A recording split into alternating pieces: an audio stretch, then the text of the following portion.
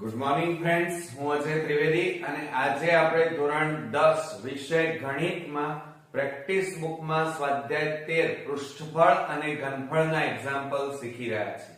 તો ચાલો શરૂ કરીએ. મિત્રો, એમાં ઉદાહરણ 1 જોઈએ. પૃષ્ઠફળ અને ઘનફળની અંદર તો અંદરથી પોલા એવા એક અર્ધગોલક, અહીંયા અર્ધગોલક આપ્યો છે, આકારના પાત્રનો અંદરનો અને બહારનો વ્યાસ 12 સેમી અને 16 સેમી છે. જો 1 સેમી સ્ક્વેર સપાટીને રંગવાનો ખર્ચ 5 રૂપિયા હોય તો પાત્રને પૂર્ણ રીતે, જો અહીંયા શબ્દ કયો વપરાયો છે, પૂર્ણ રીતે રંગવાનો ખર્ચ શોધો અને પાઈ બરાબર 3.14 લો. હવે મિત્રો, આકૃતિ આપણને આપેલી છે પરીક્ષામાં. હવે તમે બરોબર સમજો તો આપણી પાસે આ રીતે એક અર્ધગોલક આપ્યો છે પણ પોલો છે. તો એની અંદર આ એક અર્ધગોલક લઈએ અંદરનો અને આ બહારનો અર્ધગોલક, અને આ નાના અર્ધગોલકનો વ્યાસ કહેવાય. અને આપણે અહીંયા દોરીએ. ચાલો, તો આ જે લઈએ એ મોટા અર્ધગોલકનો વ્યાસ થાય. બરોબર. હવે વ્યાસ આપેલો છે એટલે પહેલા આપણે શું શોધવી પડે? ત્રિજ્યા. મોટા અર્ધગોલકનો વ્યાસ 16 અને નાના અર્ધગોલકનો વ્યાસ કેટલો કીધો છે? 12 સેમી. ચાલો, તો આપણે સૌપ્રથમ લખવાની શરૂઆત કરીએ. તો આપણે અહીંયા લખીએ. ચાલો, કે મોટા અર્ધગોલકનો વ્યાસ, મોટા અર્ધગોલકનો વ્યાસ, બે અર્ધગોલક છે એટલે આ મોટા અર્ધગોલકના વ્યાસને આપણે r લખીએ, એટલે કે d લખીએ. ચલો,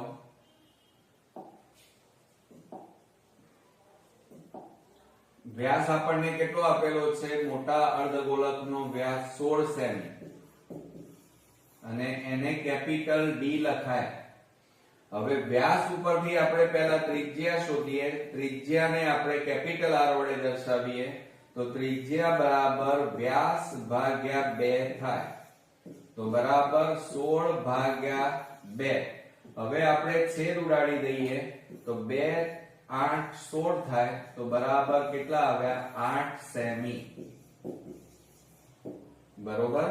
ચાલો, હવે આપણે લખીએ નાના અર્ધગોલકનો વ્યાસ. નાના અર્ધગોલકનો વ્યાસ બરાબર કેટલા આપ્યા છે? 12 સેમી. 12 સેમી અને એને આપણે સ્મોલ d વડે દર્શાવીએ. અને એના ઉપરથી મિત્રો આપણે ત્રિજ્યા એટલે સ્મોલ r લેવાનું. એ ત્રિજ્યા શોધીએ તો વ્યાસ ભાગ્યા 2 થાય. બરાબર 12 ભાગ્યા 2. હવે આપણે છેદ ઉડાડી દઈએ. ચાલો, તો 2 અહીંયા છેદ ઉડાડીએ. 2 6 12 બરાબર કેટલા આવે? 6 સેમી મળે. ઓકે, એટલે તમે સમજો કે આપણને કેપિટલ R બરાબર કેટલા મળ્યા? 8 સેમી અને સ્મોલ r બરાબર કેટલા મળ્યા? 6 સેમી.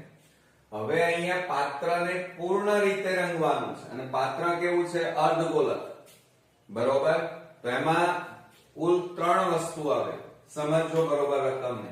એક તો અંદરનું જે નાનું પાત્ર છે અર્ધગોલક, એની વક્ર સપાટી, પછી બહારનું જે મોટું પાત્ર છે એના અર્ધગોલકની વક્ર સપાટી, અને આ ઉપરનો જે ભાગ દેખાય છે તમને, આ બધો ભાગ. બરોબર. આ ભાગ એટલે કંકણાકાર જગ્યાનું ક્ષેત્રફળ કહેવાય. બરોબર. એ આપણે કલર કરવાનું છે. તો આપણે સૂત્ર લખીએ. ચાલો, અહીંયા આપણે લખી કાઢીએ પાત્રનું કુલ ક્ષેત્રફળ. કારણ કે અહીંયા પૂર્ણ રીતે શબ્દ વપરાયો છે. પાત્રનું કુલ ક્ષેત્રફળ બરાબર, ચલો એનું સૂત્ર થશે, એક તો બહારની વક્ર સપાટીનું ક્ષેત્રફળ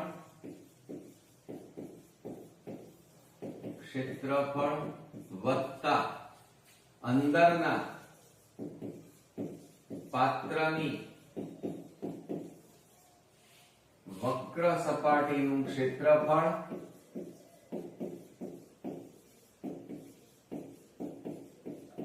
વત્તા આ ઉપરનો ભાગ છે, આ ઉપરનો ભાગ ગ્રીન કલરનો મેં જે તમને બતાવ્યો એ મથાળું કહેવાય, બરોબર? એટલે મથાળાની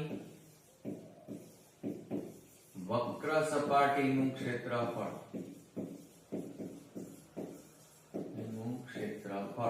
પણ મિત્રો અહીંયા પાત્ર કેવું છે? અર્ધગોલક. એટલે અહીંયા ખાસ લખવાનું, આ જે આપણે સૂત્રો લખ્યા છે બધા કયા આવશે? અર્ધગોલકના આવશે. કયા આવશે? અર્ધગોલકના. એટલે આપણે અહીંયા લખીએ, ચલો, કે બહારના પાત્રની વક્ર સપાટીનું પણ અર્ધગોલક. હવે અર્ધગોલકની વક્ર સપાટીનું ક્ષેત્રફળ શું થાય? બહારનો શબ્દ છે એટલે 2πr² થાય, બરોબર? કારણ કે બહારનો આપણે અહીંયા જુઓ, આ બહારનો અને એમાં મોટી ત્રિજ્યા આવે અને એને આપણે કેપિટલ R લખ્યા છે, વત્તા અંદરનું એટલે નાનો અર્ધગોલક અને એનું સૂત્ર શું થાય? 2π અને અહીંયા જુઓ R લખ્યા છે પણ સ્મોલ r સ્ક્વેર પ્લસ મથાળાની વક્ર સપાટી એટલે કંકણાકાર જગ્યાનું ક્ષેત્રફળ કહેવાય. હું અહીંયા લખી કાઢું, કંકણાકાર જગ્યાનું પણ કહેવાય, જગ્યાની વક્ર સપાટીનું ક્ષેત્રફળ પણ કહેવાય. અને એના માટેનું સૂત્ર કયું થાય? પાઈ કૌંસમાં r² માઈનસ r², આ રીતે થાય, બરોબર? આ યાદ રાખજો મિત્રો. હવે એની અંદર આપણે કૌંસ છોડીએ તો શું થાય? આ 2πr² પ્લસ 2πr², હવે પ્લસ આ પાઈ નો ગુણાકાર આની સાથે કરો તો πr² માઈનસ આ પાઈ નો આની સાથે ગુણાકાર કરો તો πr². હવે મિત્રો જુઓ, સરખા પદોને આપણે જોડે લખીએ તો શું લખાય? તો બરાબર આ 2πr² અને એના જેવું પદ આ રહ્યું, જુઓ, પ્લસ πr² પ્લસ આ 2πr² સ્મોલ માઈનસ πr². આ પદો કેવા છે? સરખા. એટલે એના સરવાળા બાદબાકી થાય. તો બરાબર આ બેનો સરવાળો કરો, 2 વત્તા 1 કહેવાય એટલે 3πr² થાય અને પ્લસ આ 2 માંથી 1 જાય, બાદબાકી છે એટલે 2 માંથી 1 જાય તો 1 કેટલા રહે? πr² વધે, બરોબર? હવે આ ત્રણેયમાંથી શું સામાન્ય નીકળે છે? જુઓ મિત્રો, તો ત્રણેયમાંથી પાઈ સામાન્ય નીકળે તો કૌંસમાં કેટલા બાકી રહે? 3r² પ્લસ અહીંયા કેટલા વધે? r² વધે, બરોબર? હવે પાઈ બરાબર આપણે કેટલા લેવાના છે? 3.14 કૌંસમાં 3 ગુણ્યા હવે r² એટલે r બરાબર કેટલા છે? 8 એટલે 8 નો વર્ગ વત્તા હવે સ્મોલ r બરાબર કેટલા છે? 6 તો 6 નો વર્ગ થાય, બરોબર? બરાબર 3.14 કૌંસમાં 3 ગુણ્યા 8 નો વર્ગ 64, 64, 6 નો વર્ગ 36 થાય, બરાબર 3.14 કૌંસમાં હવે આ બેનો ગુણાકાર કરો. હવે આપણે આ જુઓ મિત્રો 3 એટલે કે 64 ગુણ્યા 3 કરીએ 3 4 12 3 6 18 એટલે 192 આવે અને વત્તા 36 હવે અંદરનો સરવાળો કરી નાખીએ આપણે 192 માં 36 ઉમેરો 8 9 ને 3 12 1 ને 1 2 228 થાય તો 3.14 ગુણ્યા 228 બરોબર. ચાલો હવે આપણી પાસે જગ્યા નથી એટલે બાજુમાં લખીશું તો બરાબર 314 પોઈન્ટ કાઢી નાખો તો છેદમાં કેટલા આવે 100 ગુણ્યા 228 છેદમાં 1. હવે આ 314 ગુણ્યા 228 કરીએ તો જુઓ 2 4 8 2 1 2 2 6 0 2 4 8 2 1 2 2 6 8 4 32 નો બગડો વધી પડી 3 8 1 8 ને 3 11 વધી 1 8 તારી 24 ને 1 25 9 8 ને 2 10 ને 5 15 6 ને 2 8 8 ને 2 10 ને 1 11 કેટલા આવ્યા મિત્રો 715 અને 92 મળ્યા આપણને બરોબર. તો આપણે અહીંયા લખી કાઢીએ 715 અને 92 અને છેદમાં કેટલા વધ્યા છે 100. ગુણાકારમાં મિત્રો ખાસ ધ્યાન રાખજો. હવે આપણે અહીંયા જુઓ છેદમાં કેટલા મીંડા છે 2 મીંડા એટલે 2 રકમ પછી પોઈન્ટ કાપીએ તો 715.92 મળે બરોબર. આ આપણને શું મળ્યું પાત્રની પણ કેવો અર્ધગોલક પાત્રની કુલ સપાટીનું ક્ષેત્રફળ મળ્યું અને ક્ષેત્રફળ છે એટલે એનો એકમ કયો આવે સેમી સ્ક્વેર બરોબર. કેટલા મળે અહીંયા સેમી સ્ક્વેર મળે કારણ કે આપણને બધું સેમી માં આપેલું છે. હવે રકમ વાંચો ચાલો શું કહે છે 1 સેમી સ્ક્વેર સપાટીને રંગ કરવાનો ખર્ચ 5 રૂપિયા હોય તો પાત્રને પૂર્ણ રીતે રંગવાનો ખર્ચ શોધો. તો હવે આપણે એ શોધી કાઢીએ. આટલો આ એક ભાગ આપણો પૂરો થયો. હવે આપણે અહીંયા લખીએ ચાલો કે 1 સેમી સ્ક્વેર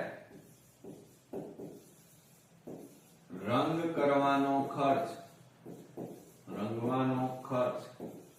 બરાબર 5 રૂપિયા માટે હવે આપણે કેટલા સેમી સ્ક્વેર રંગ કરવાનો છે 715.92 તો 715.92 સેમી સ્ક્વેર રંગ કરવાનો ખર્ચ બરાબર કેટલા રૂપિયા બરોબર.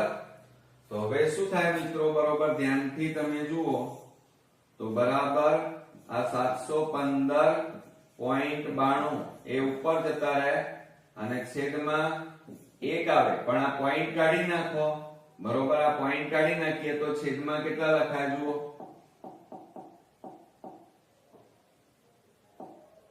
હવે આ પોઈન્ટ આપણે કાઢી નાખીએ જુઓ આ પોઈન્ટ કાઢી નાખો આ ભાગ આખો ઉપર જતો રહે એટલે 715.92 પણ આ પોઈન્ટ કાઢી નાખો એટલે છેદમાં આપણે 100 લખી શકીએ અને ગુણ્યા 5/1. હવે મિત્રો આપણે ગુણાકાર કરીએ. ચલો ગુણાકાર ધ્યાનથી કરીએ તો 5 દુ 10 નું 0 વધી પડી 1 5 9 45 45 ને 1 46 નો છગડો વધી પડી 4 5 5 25 25 ને 4 29 નો નવડો વધી પડી 2 5 1 5 5 ને 2 7 5 7 કેટલા થાય 35 અને છેદમાં મિત્રો કેટલા આવે 100 આપણને મળે. ઓકે હવે શું થશે જુઓ અહીંયા આપણી પાસે મીંડે ઉડી જાય છે. જુઓ આ મીંડું ઉડી ગયું. હવે એક મીંડું આપણી પાસે વધ્યું તો એક રકમ પછી પોઈન્ટ કાપો તો બરાબર આપણે જવાબ શું લખી શકીએ 35 7 9 6 વધ્યા અને છેદમાં એક બિંદુ છે એટલે એક રકમ પછી પોઈન્ટ કાપીએ તો જવાબ કેટલો મળ્યો 3579.6 6 એટલે 60 પૈસા. અને બીજું આ રીતે પણ લખી શકાય 3 5 7 9 6 0 પણ લખાય અને 6 પણ લખાય. 0 લખો કે ના લખો વાંધો નહીં મિત્રો, આટલા રૂપિયા શું થાય? ખર્ચ થાય. બરોબર. આ આપણો ફાઇનલી આપણને શું મળી ગયો? આન્સર. એટલે જુઓ મિત્રો કે પૂર્ણ રીતે રંગવાનો ખર્ચ શોધો તો આપણે નીચે જવાબ કરીને લખવાનો કે પાત્રને પૂર્ણ રીતે રંગવાનો ખર્ચ 3579.6 રૂપિયા ખર્ચ થાય. હવે મિત્રો આ આપણો ફાઇનલી જવાબ થયો, પણ આને બીજી રીતે લખવો હોય તો તમે 3579 પોઈન્ટ, અહીંયા પોઈન્ટ લખવાનું અને 6 ની જગ્યાએ તમે 60 પણ લખી શકો. ઓકે.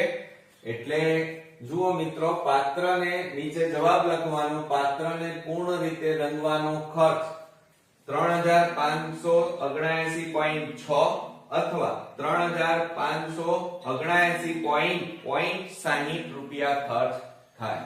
ઓકે. તો આ રીતે આપણો ખૂબ જ અગત્યનો એક્ઝામ્પલ અહીંયા પૂરો થયો. બીજા નંબરનો દાખલો જોઈએ. એક બંધ નળાકાર, જો અહીંયા શબ્દ કયો વપરાયો છે? બંધ નળાકાર પાત્રની કુલ સપાટીને રંગવાનો ખર્ચ 60 પૈસા પ્રતિ સેમી સ્ક્વેર લેખે 237.60 થાય. જો નળાકારની ઊંચાઈ તેના પાયાની ત્રિજ્યા કરતા 6 ગણી હોય તો નળાકારના પાત્રની ઊંચાઈ અને ત્રિજ્યા શોધો. હવે મિત્રો જુઓ, અહીંયા આપણને રકમની અંદર ખર્ચ આપેલો છે, ક્ષેત્રફળ આપેલું નથી અને ત્રિજ્યા અને ઊંચાઈ પણ આપેલી નથી.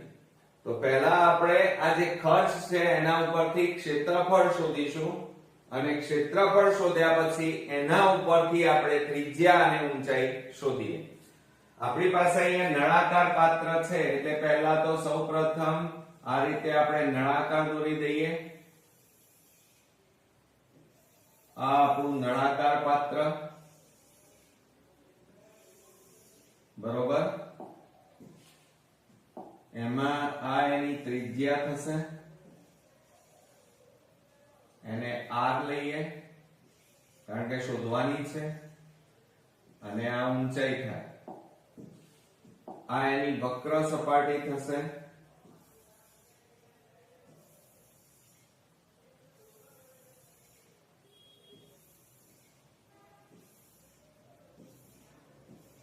બરોબર.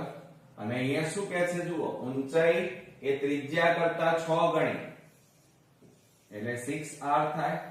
સમજો રકમને, બરોબર, કે ઊંચાઈ એ ત્રિજ્યા કરતા 6 ગણી છે. હવે મિત્રો આપણી પાસે અહીંયા જુઓ 60 પૈસા પ્રતિ સેમી સ્ક્વેર એટલે એનો મીનિંગ એ થયો કે 60 પૈસા ખર્ચ થાય તો રંગવાનું જે ક્ષેત્રફળ છે કેટલું થાય? 1 સેમી સ્ક્વેર. તો આપણે પદ મૂકીએ સૌપ્રથમ.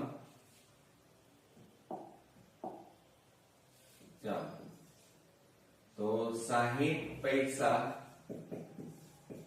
ખર્ચ થાય તો ક્ષેત્રફળ બરાબર કેટલું થાય? 1 સેમી સ્ક્વેર. માટે આપણે ખર્ચ કેટલો થાય છે મિત્રો? 237.60 રૂપિયા ખર્ચ થાય તો ક્ષેત્રફળ બરાબર કેટલું? બરોબર. હવે મિત્રો આ જે પૈસા છે એને આપણે રૂપિયામાં કન્વર્ટ કરવા પડે કારણ કે આ રૂપિયામાં આપેલા. હવે અહીંયા 60 પૈસા છે, એને રૂપિયામાં આપણે ફેરવવા હોય તો તમારે એને 100 વડે ભાગવા પડે. તો મીંડે મીંડે ઉડી જાય તો 0.6 રૂપિયા થાય. કેટલા થાય? 0.6 રૂપિયા. તો આપણે અહીંયા કેટલા લખવાના? 0.6 લખવાના. કેટલા લખવાના? આ જે પૈસા છે એની જગ્યાએ આપણે કેટલા લખીએ? જુઓ, આ 60 પૈસા છે એની જગ્યાએ હવે કેટલા લખાય? 0.6 પૈસા એટલે કે રૂપિયા. તો અહીંયા લખીએ આપણે 0.6 રૂપિયા. ઓકે, એટલે 0.6 રૂપિયા ખર્ચ થાય તો ક્ષેત્રફળ 1 સેમી સ્ક્વેર માટે 237.60 રૂપિયા ખર્ચ થાય તો ક્ષેત્રફળ કેટલું? તો બરાબર અહીંયા જુઓ, આ નીચેનો ભાગ ઉપર જતો રહે તો 237.60 પોઈન્ટ કાઢી નાખો તો છેદમાં, આ પોઈન્ટ કાઢી નાખો તો છેદમાં કેટલા લખાય? 100. હવે આ 0.6 ક્યાં જાય? નીચે. બરોબર, આપણે 0.6 નીચે લખીએ. સમજો, તો આ પોઈન્ટ કાઢી નાખો તો ઉપર કેટલા લખાય? તો 10 લખાય. તો જુઓ, હવે હું એમાં લખું છું નીચે 6 અને ઉપર કેટલા લખું છું? 10. પોઈન્ટ કાઢી નાખાય. ઓકે, ચાલો. હવે આ મીંડે ઉડી ગયા, પછી આ 10 ઉડી ગયા. હવે 2376 ભાગ્યા આપણે 6 કરીએ.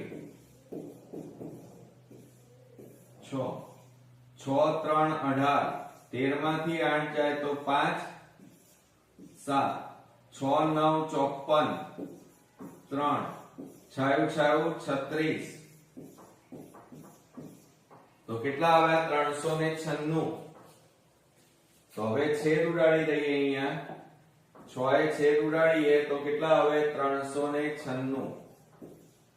તો બરાબર 396 આપણને મળ્યા.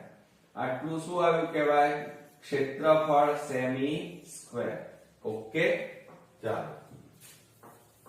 હવે આપણી પાસે સમજો બરોબર શું કહે છે કે બંધ નળાકાર પાત્રની બહારની કુલ સપાટી. હવે બંધ નળાકાર છે, આની કુલ સપાટી કીધું છે એટલે એમાં શું આવે મિત્રો? તળિયું. સમજો, આ આપણું તળિયું પણ આવે અને તળિયું કહેવાય. આ તમારો ભાગ છે એને મથાળું કહેવાય. બરોબર, અને આ જે છે તમારી વક્ર સપાટી કહેવાય. બરોબર, અને અહીંયા બંધ પાત્ર એટલે ત્રણ વસ્તુ આવી જાય. તો આપણે અહીંયા લખીએ બંધ નળાકારની કુલ સપાટીનું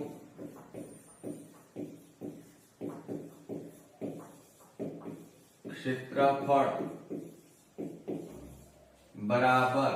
હવે મિત્રો બંધ નળાકાર જ્યારે શબ્દ વપરાય અને કુલ સપાટી હોય ત્યારે 2πr કૌંસમાં h પ્લસ r થાય. હવે તમે રકમની અંદર જુઓ, આપણને ત્રિજ્યા અને ઊંચાઈ તો આપેલી નથી, એ તો શોધવાની છે. આપણને કુલ સપાટીનું ક્ષેત્રફળ તમે અહીંયા શોધ્યું છે. જુઓ, 396 સેમી સ્ક્વેર. તો એ લખી કાઢીએ. ચાલો, તો અહીંયા લખીએ આપણે 396 બરાબર 2 ગુણ્યા પાઈ એટલે 22/7 ગુણ્યા r કૌંસમાં h પ્લસ r m ના m. બરોબર, ચલો.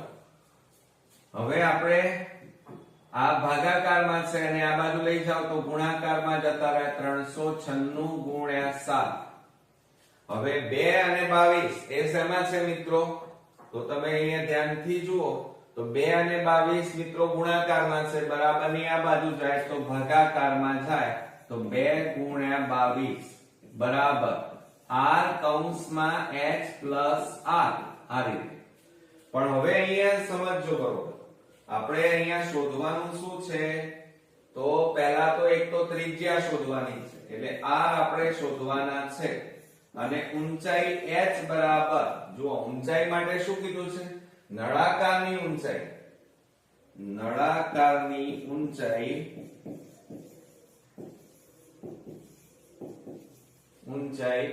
ત્રિજ્યા કરતા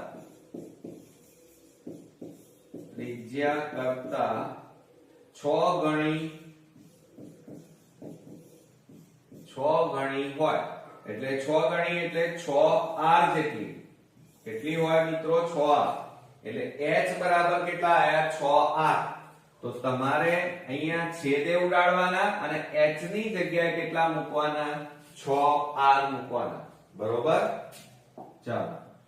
હવે આપણે છેદ ઉડાડી દઈએ તો 2 છેદ ઉડાડીએ 2 એકા 2 2 9 18 2 8 16 હવે 22 9 આ 198 થાય 22 9 198 અને 9 ગુણ્યા 7 9 ગુણ્યા 7 વધ્યા આ કૌંસમાં h ની જગ્યાએ કેટલા લખવાના 6r બરોબર 6 ગણી એટલે 6r વત્તા r માટે 9 ગુણ્યા 7 9 7 63 બરાબર r કૌંસમાં આ બેનો સરવાળો કરો 7r બરોબર 63 બરાબર હવે મિત્રો જુઓ બરોબર સમજો આ બંનેનો ગુણાકાર કરો તો 7 તો ખરા આગળ કશું નથી એટલે 1 કહેવાય 1 7 7 અને r ગુણ્યા r એટલે શું થાય r સ્ક્વેર થાય શું થાય r સ્ક્વેર હવે આ 7 ગુણાકારમાં છે બરાબર ની આ બાજુ લઈ લો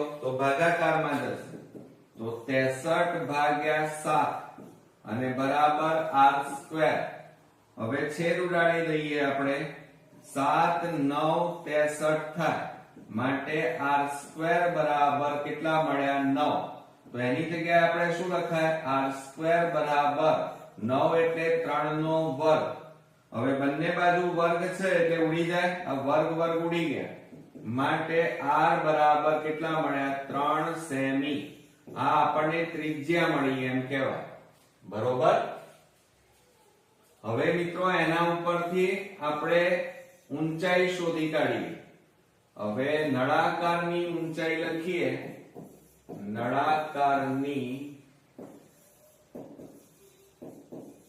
ઊંચાઈ h બરાબર હવે h બરાબર કેટલા છે જુઓ આ 6r છે તો અહીંયા લખીએ 6r બરાબર 6 ગુણ્યા r એટલે ત્રિજ્યા કેટલી આવે 3 તો 6 તારી કેટલા થાય 18 સેમી તો આ રીતે મિત્રો આપણે ઊંચાઈ અને ત્રિજ્યા શોધી શક્યા તો આ રીતે ખૂબ જ અગત્યનો દાખલો આપણો અહીંયા પૂરો થાય છે મિત્રો ત્રીજા નંબરનો દાખલો જોઈએ એક નળાકાર બંને બાજુએ 12 સેમી ઊંચાઈ ધરાવતા શંકુથી હવે જો આ નળાકાર છે અહીંયા શંકુથી બંધ છે નળાકારની ત્રિજ્યા 5 સેમી છે તથા સંયોજિત પદાર્થની કુલ ઊંચાઈ 41 સેમી છે તો આ પદાર્થની કુલ સપાટીનું ક્ષેત્રફળ શોધો અને પાઈ બરાબર આપણને કેટલા કીધા છે 3.14 હવે મિત્રો જુઓ આપણે અહીંયા શું કહે છે રકમમાં એક નળાકાર એટલે પહેલા આપણે નળાકાર દોરી દઈએ આપણી પાસે આ એક નળાકાર છે મિત્રો અહીંયા બાજુમાં દોરીએ ચાલો આ આપણે એક નળાકાર દોરી દીધો સમજો જરા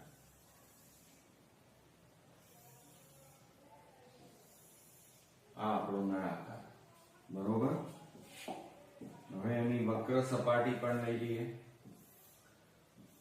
આ એની બહારની એટલે કે વક્ર સપાટી લઈ લીધી બરોબર અહીંયાથી આટલે સુધી નળાકારની ઊંચાઈ કહેવાય પછી શું કહે છે બંને બાજુએ 12 સેમી ઊંચાઈ ધરાવતો શંકુથી બંધ છે એટલે આ જે નળાકાર છે બંને બાજુ શેનાથી બંધ છે શંકુથી તો આપણે એને શંકુથી બંધ કરીએ ચાલો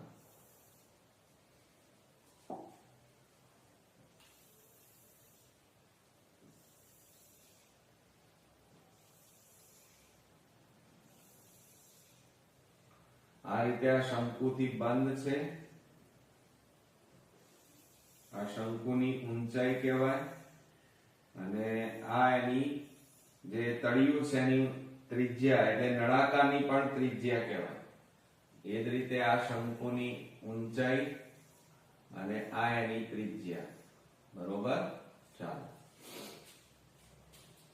બંને બાજુએ 12 સેમી ઊંચાઈ ધરાવતા હવે સમજો જરા આ શંકુની ઊંચાઈ આપણને કેટલી કીધી છે 12 સેમી તો આ 12 સેમી નળાકારની ત્રિજ્યા 5 સેમી હવે આ નળાકારની જે ત્રિજ્યા છે એ જ ત્રિજ્યા કોની થાય? તો શંકુની થાય, અને ત્રિજ્યા કેટલી છે? 5 સેમી. સંયોજિત પદાર્થની કુલ ઊંચાઈ એટલે આ આખો જે પદાર્થ છે આટલેથી આટલે સુધીનો, અને એની ઊંચાઈ આપણને આપેલી છે, અને એ કેટલી છે મિત્રો? 41 સેમી. આટલેથી આટલો આખા પદાર્થની ઊંચાઈ 41 સેમી. તો આ પદાર્થની કુલ સપાટીનું ક્ષેત્રફળ શોધો.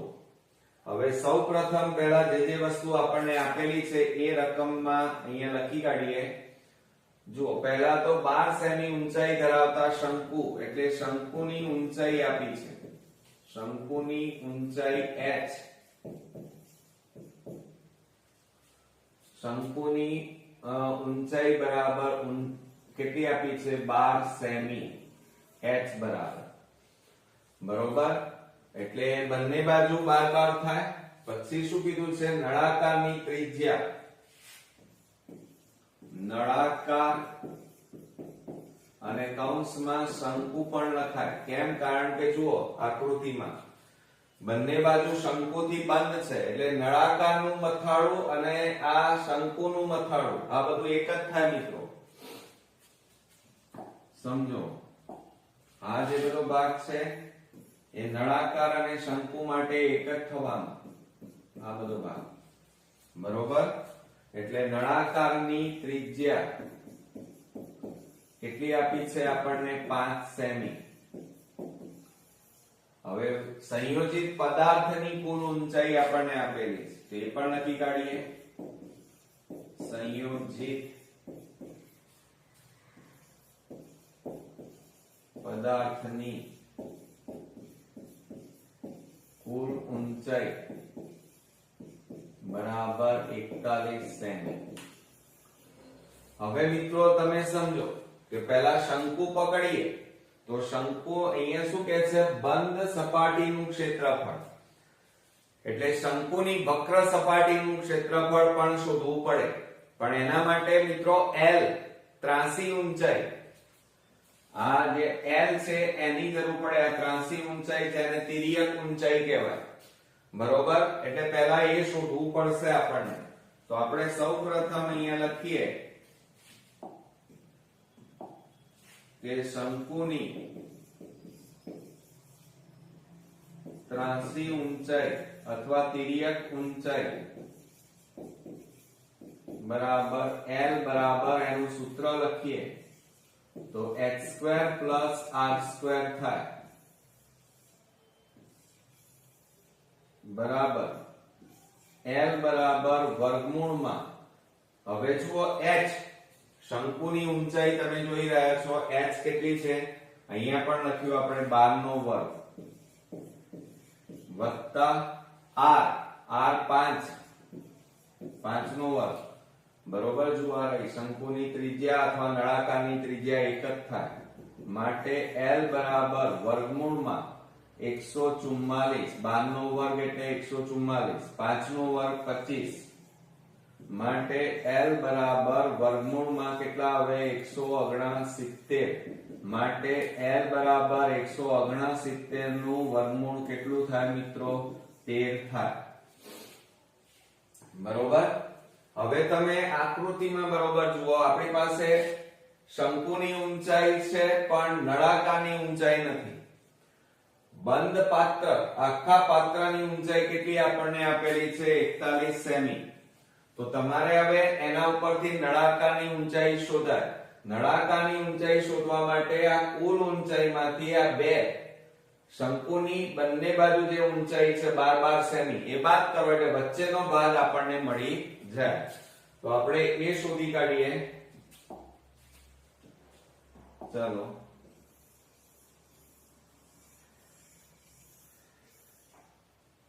આપણે અહીંયા લખીએ કે નળાકારની ઊંચાઈ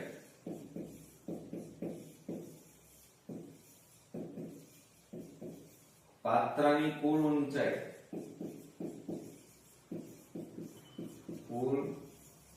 ઊંચાઈ માંથી બે શંકુની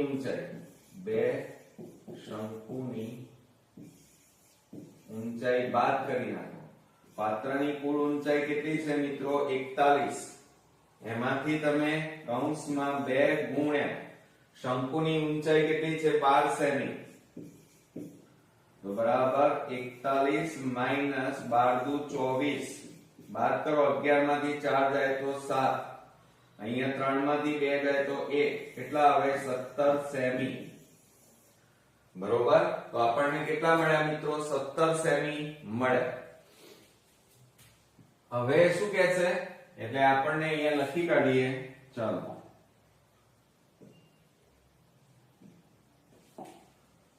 અહીંયા લખીએ. આ આપણને કેટલા મળ્યા? 17 સેમી. ઓકે, ચાલો. હવે પદાર્થની કુલ સપાટીનું ક્ષેત્રફળ શોધવાનું છે. તો એનું સૂત્ર લખીએ કે પદાર્થની કુલ સપાટીનું ક્ષેત્રફળ બરાબર. હવે વચ્ચે કોણ છે મિત્રો? નળાકાર. તો નળાકારની વક્ર સપાટીનું ક્ષેત્રફળ મેં ટૂંકમાં લખ્યું વત્તા. હવે જુઓ, બંને બાજુ શું આપેલા છે? શંકુ. પણ કેટલા છે? 2. એટલે આપણે કૌંસમાં લખવું પડે 2 ગુણ્યા શંકુની વક્ર સપાટીનું ક્ષેત્રફળ. આ રીતે લખવાનું. બરોબર. હવે એના સૂત્રો મૂકીએ. હવે ઊંચાઈ જો અહીંયા 2 છે. આપણે આ શંકુની ઊંચાઈ એટલે h લઈએ. તો પછી આ તમારે શું લેવું પડે મિત્રો? જુઓ, આને તમારે કેપિટલ H લેવા પડે. આ સ્મોલ h લીધા એટલે બે ઊંચાઈઓ છે ને, એક કેપિટલ H એક સ્મોલ h. તો અહીંયા નળાકારની જે ઊંચાઈ છે એનું સૂત્ર લખીએ તો 2 પાઈ r અને કેપિટલ H પ્લસ કૌંસમાં 2 ગુણ્યા. હવે શંકુની વક્ર સપાટીનું ક્ષેત્રફળ અને એનું સૂત્ર શું થાય? પાઈ r અને l. શું થાય? પાઈ r l. ઓકે, ચાલો. હવે અહીંયા આ 2 પાઈ r h વત્તા આનો ગુણાકાર કરો તો શું થાય? 2 પાઈ r l. હવે આમાંથી સામાન્ય કાઢો. ચાલો, આમાંથી શું સામાન્ય નીકળે? 2 પાઈ r સામાન્ય નીકળે. તો 2 પાઈ r સામાન્ય, તો કૌંસમાં h પ્લસ કેટલા વધે? l. હવે એમાં કિંમતો મૂકી દઈએ. ચાલો, તો 2 ગુણ્યા પાઈ એટલે જુઓ 3.14 કીધા છે એટલે 314 છેદમાં 100 ગુણ્યા r. r એટલે ત્રિજ્યા. હવે જો અહીંયા નળાકાર અને શંકુની ત્રિજ્યા કેટલી છે? 5 સેમી. r. તો અહીંયા આપણે લખીએ 5 ગુણ્યા કૌંસમાં કેપિટલ H. કેપિટલ H એટલે નળાકારની એટલે પ્લસ 17 અને l. l બરાબર હમણાં તમે શોધ્યો જુઓ 13 સેમી. બરોબર. તો અહીંયા લખો 13 બરાબર 2 ગુણ્યા 314 છેદમાં 100 ગુણ્યા 5 ગુણ્યા આ બેનો સરવાળો કરો તો કેટલા થાય? 30 છેદમાં 1. 17 વત્તા 13 કરો તો 30 થાય. હવે અહીંયા છેદ ઉડાડીએ. જુઓ તો મીંડે ઉડી ગયા. 5 દુ 10 થાય. આ બે ઉડી ગયા તો બરાબર કેટલા વધ્યા? 314 ગુણ્યા 3 બરાબર. હવે મિત્રો આ બેનો ગુણાકાર કરી દઈએ. 3 4 12 નો બગડો વધી 1. 3 એકા 3, 3 ને 1 4. 3 4 12 નો બગડો વધી 1. 3 એકા 3 ને 1 4 બરોબર. 3 તારી 9. તો અહીંયા જુઓ આ શું મળ્યું આપણને મિત્રો? પદાર્થની કુલ સપાટીનું ક્ષેત્રફળ. અને એનો એકમ કયો લખાય મિત્રો? સેમી સ્ક્વેર લખાય. ઓકે, તો આ રીતે ખાસ ધ્યાન રાખવાનું, આકૃતિ તમારે પરીક્ષામાં દોરવાની, સમજવાની અને ત્યાર પછી દાખલાની શરૂઆત કરવાની. તો મિત્રો આ રીતે ખૂબ જ અગત્યનો દાખલો અહીંયા પૂરો થાય છે. મિત્રો ચોથા નંબરનો દાખલો આપણે જોઈએ તો એની અંદર 5 સેમી ત્રિજ્યા 12 સેમી ઊંચાઈ ધરાવતો શંકુનો પાયો અર્ધગોલક, અહીંયા જોજો અર્ધગોલક આકારનો છે, તો તેની કુલ સપાટીનું ક્ષેત્રફળ શોધો અને પાઈ બરાબર 3.14. હવે મિત્રો જુઓ અહીંયા શું કહે છે, શંકુનો પાયો અર્ધગોલક, એટલે પહેલા તો આપણે શંકુ દોરી કાઢીએ. ચાલો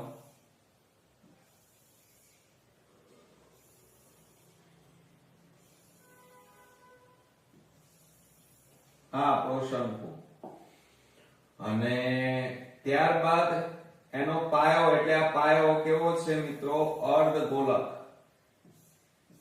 આ આપણો પાયો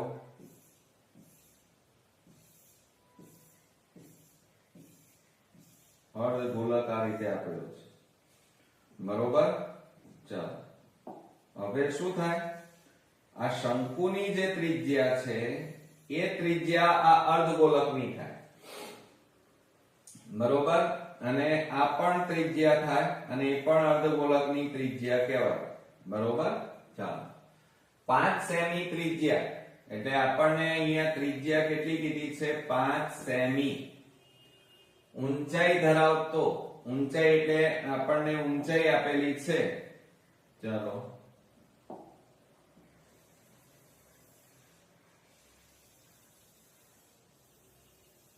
ઊંચાઈ આપેલી, અને ઊંચાઈ કેટલી છે, 12 સેમી, બરોબર.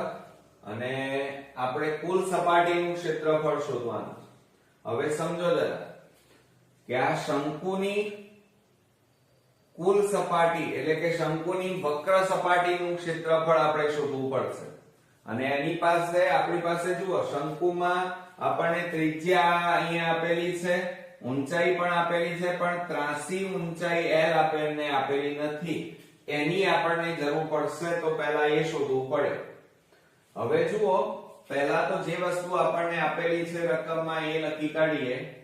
તો રકમમાં આપણને શું આપેલું છે, શંકુના પાયાની ત્રિજ્યા.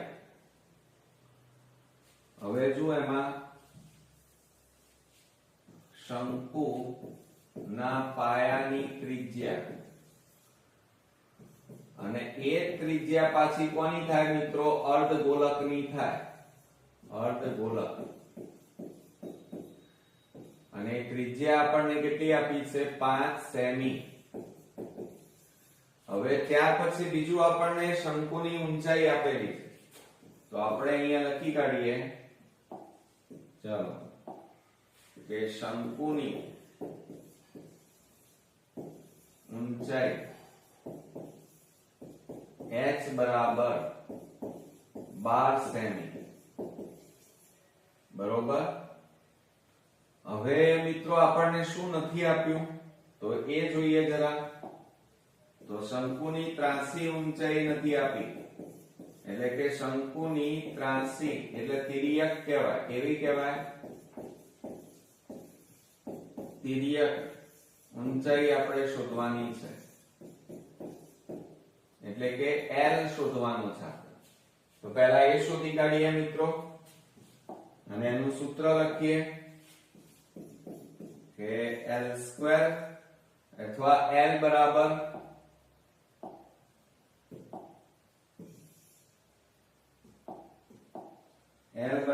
વર્ગમૂળમાં h² પ્લસ r² થાય, બરાબર વર્ગમૂળમાં.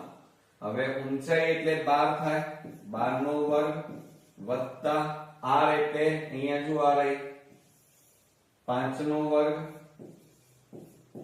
બરાબર 12 નો વર્ગ એટલે 144 અને વત્તા 5 નો વર્ગ એટલે 25, બરાબર વર્ગમૂળમાં. આ બેનો સરવાળો કરો 169 થાય, અને 169 નું વર્ગમૂળ કેટલું થાય, 13 સેમી થાય. ઓકે, એટલે આપણને તિર્યક ઊંચાઈ પણ મળી ગઈ. હવે શું કે છે? કુલ સપાટીનું ક્ષેત્રફળ. હવે આપણી પાસે જુઓ કુલ આ જે બંધ પાત્ર છે એમાં નીચે અર્ધગોલક છે અને ઉપર શું છે? શંકુ. તો આપણે અહીંયા સૂત્ર લખીએ કે બંધ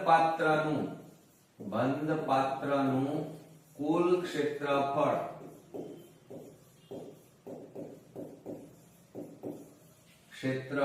બરાબર ઉપરના ભાગે શંકુ છે એટલે શંકુની વક્ર સપાટીનું ક્ષેત્રફળ વત્તા નીચે કોણ છે મિત્રો? અર્ધગોલક. તો અર્ધગોલકની વક્ર સપાટીનું ક્ષેત્રફળ. બરોબર. તો હવે એનું આપણે સૂત્ર મૂકીએ. જુઓ શંકુની વક્ર સપાટીનું ક્ષેત્રફળ એટલે શું થાય? પાઈ આર એલ થાય વત્તા હવે અર્ધગોલકની વક્ર સપાટીનું ક્ષેત્રફળ એટલે 2 પાઈ આર સ્ક્વેર થાય. કેમ? ત્રિજ્યાઓ બંનેમાં સરખી છે, ઉપર અને નીચે બંનેમાં સરખી જ હોય, કારણ કે બંધ પાત્ર છે અને સરખું છે એટલે આર તો સરખા જ હોય. હવે સામાન્ય કાઢો. ચલો આ બેમાંથી કેટલા સામાન્ય નીકળે? તો એક તો પાઈ સામાન્ય નીકળે, આર નીકળે, તો કૌંસમાં l પ્લસ કેટલા વધે? આર. પણ કેટલા આર વધે? તો જુઓ એની અંદર પ્લસ 2 અને આર વધે. ક્લિયર? ચલો હવે એની અંદર આપણે કિંમતો મૂકીએ. તો બરાબર પાઈ એટલે જુઓ અહીંયા 3.14 કીધા છે એટલે 314/100 ગુણ્યા આર. આર એટલે 5 ગુણ્યા કૌંસમાં l. l આપણે શોધી કાઢ્યા કેટલા મળ્યા? 13 સેમી વત્તા 2 કૌંસમાં r એટલે 5 કૌંસ પૂરો બરાબર. જુઓ હવે એની અંદર 314/100 ગુણ્યા 5 ગુણ્યા કૌંસમાં 13 + 5 દુ 10 થાય બરાબર 314/100 ગુણ્યા 5 ગુણ્યા હવે આ બેનો સરવાળો કરો મિત્રો તો કેટલા થાય? 13 ને 10 23/1 બરાબર. હવે 314 ગુણ્યા 5 કરીએ તો 5 4 20 નું શૂન્ય વધી પડી 2 5 1 5 5 ને 2 7 5 3 15 એટલે 1570/100 ગુણ્યા 23/1. હવે જુઓ મિત્રો અહીંયા છેદ ઉડે છે, મીંડે ઉડી ગયા તો 157 ગુણ્યા કેટલા કરવાના? 23. 157 ગુણ્યા 23 કરીએ 2 7 14 2 5 10 ને 11 વધી 1 2 1 2 ને 3 3 7 21 વધી પડી 2 3 5 15 ને 2 17 નો સાતડો વધી 1 3 1 3 ને 1 4 7 ને 4 11 વધી 1 4 ને 2 6 કેટલા આવ્યા? 3. તો મિત્રો જુઓ અહીંયા હવે આપણે બરાબર આ બેનો ગુણાકાર કર્યો 3611 અને છેદમાં કેટલા વધ્યા? 10. હવે એક મીંડું છે એટલે એક રકમ પછી પોઈન્ટ કાપીએ તો 361.1 આટલા શું આવ્યા કહેવાય? સેમી છે. આપણને અહીંયા શું કીધું છે? સેમી એટલે સેમી સ્ક્વેર. ક્ષેત્રફળનો એકમ કયો લાગે? Semi square. તો આ રીતે આપણને કુલ સપાટીનું ક્ષેત્રફળ પૂછ્યું હતું અને એ આપણને જવાબ મળ્યો 361.1 સેમી સ્ક્વેર. તો આ રીતે આપણો આ એક્ઝામ્પલ પૂરો થાય છે. મિત્રો 5મા નંબરનો દાખલો જોઈએ અને એની અંદર એક નળાકાર ની બંને બાજુએ અર્ધગોલકથી બંધ છે. નળાકારની ત્રિજ્યા 7 સેમી અને સંયોજિત પદાર્થની કુલ ઊંચાઈ 34 સેમી. કુલ ઊંચાઈ કીધું છે 34 સેમી છે. આ પદાર્થની કુલ સપાટીનું ક્ષેત્રફળ શોધો. હવે રકમને બરોબર સમજો. એક નળાકાર પાત્ર અને બંને બાજુએ અર્ધગોલક, તો આપણે પહેલા આકૃતિ દોરી દઈએ. આ રીતે એક નળાકાર પાત્ર લઈ લઈએ.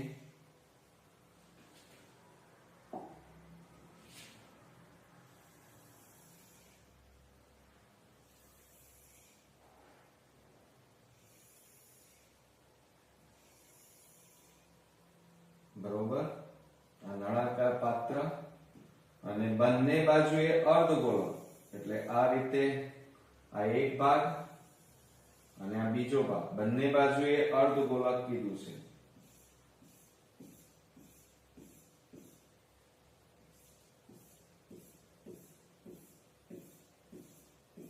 હા, અર્ધગોળક. હવે મિત્રો સમજો કે આ વચ્ચે નળાકાર છે. આ નળાકારની વક્ર સપાટીનો ભાગ કહેવાય. બરોબર, આ રીતે દોરી નાખીએ એટલે થોડું અલગ પડે અને તમને સમજવામાં પણ મિત્રો સરળતા રહે. ચાલો, હવે શું કહે છે? નળાકારની ત્રિજ્યા 7 સેમી. હવે આ આપણને જે ત્રિજ્યા છે એ જ અર્ધગોલકની કહેવાય અને એ આપણને કેટલી કીધી છે? 7 સેમી. આ પણ 7 સેમી થાય નળાકારની ત્રિજ્યા, અને આ પણ કેટલી થાય? એ જ અર્ધગોલકની ત્રિજ્યા થશે 7 સેમી. સંયોજિત પદાર્થની કુલ ઊંચાઈ, ચાલો, કુલ ઊંચાઈ એટલે આટલેથી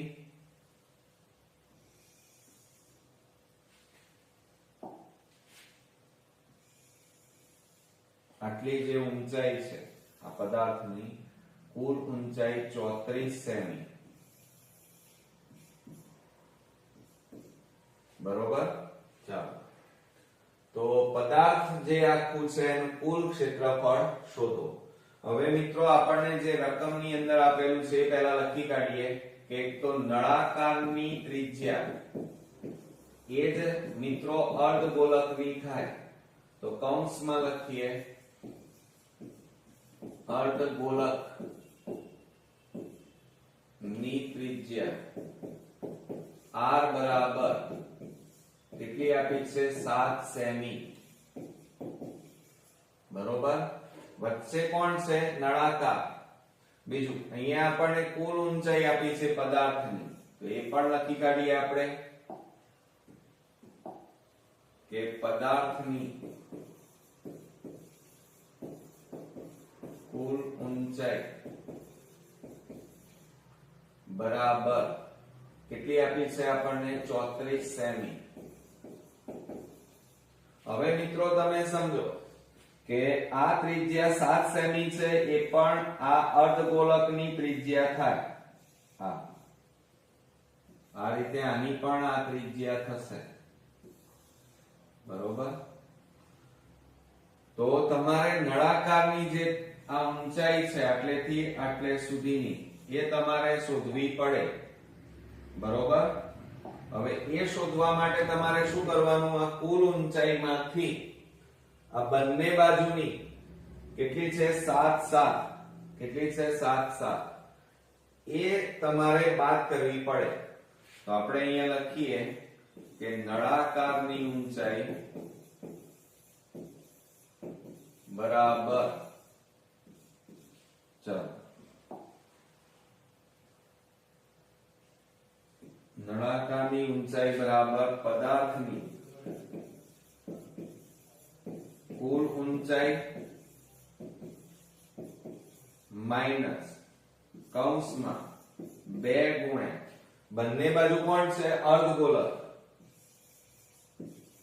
તો અર્ધગોલકની ત્રિજ્યા એ બાદ કરી નાખો એટલે તમને નળાકારની ઊંચાઈ મળી જાય. તો બરાબર આપણે અહીંયા લખીએ બરાબર પદાર્થની કુલ ઊંચાઈ કેટલી છે? 34 માઈનસ કૌંસમાં 2 ગુણ્યા અર્ધગોલકની ત્રિજ્યા કેટલી છે? 7. તો બરાબર શું થશે? બરાબર 34 માઈનસ 7 દુ 14, બાદ કરો તો કેટલા આવે 20 સેમી મળે. તો આપણને અહીંયાથી આટલે સુધી કેટલા મળ્યા 20 સેમી. બરોબર. ચાલો, એટલે આપણને નળાકારની ઊંચાઈ પણ મળી ગઈ. હવે શું કહે છે? પદાર્થની કુલ સપાટીનું ક્ષેત્રફળ. તો આપણી પાસે કુલ બે પ્રકારના પદાર્થો છે, એક નળાકાર અને બંને બાજુએ અર્ધગોલક.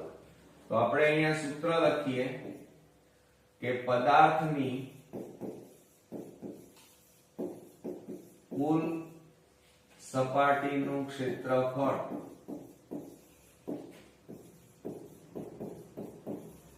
બરાબર નળાકારની વક્ર સપાટીનું ક્ષેત્રફળ